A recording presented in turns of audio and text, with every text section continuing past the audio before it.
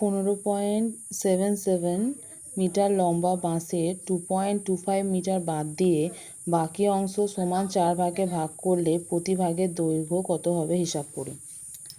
এটা হচ্ছে কোষে দেখি 8 ক্লাস 6-এর একটা ইম্পর্টেন্ট অঙ্ক, যেটা 20 ইউনিটে পড়ে, বেশিরভাগ পড়ে।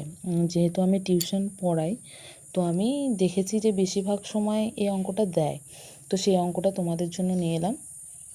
মোট বাঁশের দৈর্ঘ্য হচ্ছে 15.77 মিটার, এখানে মিটারগুলো লিখবে, আর বাদ দিলাম হচ্ছে 2.25 মিটার। তাহলে আমার এখন পড়ে আছে কত? 15.77 মাইনাস 2.25 মিটার থেকে আমি বিয়োগ করে পেলাম কত? 13.52 মিটার, অর্থাৎ 13.52 মিটার। এবার এখানে বলেছে যে এটাকে সমান 4 ভাগে ভাগ করতে।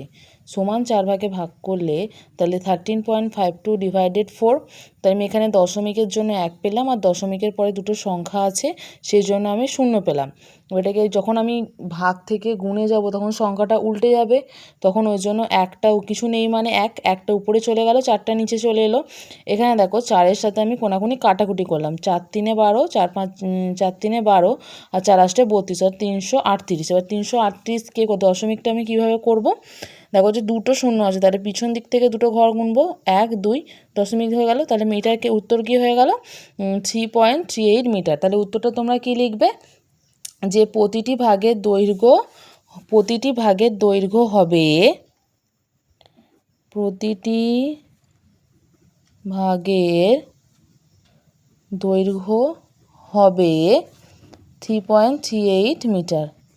ঠিক আছে, এটা খুবই একটা ইম্পর্টেন্ট অঙ্ক, তোমরা সবাই এই অঙ্কটা প্লিজ করো।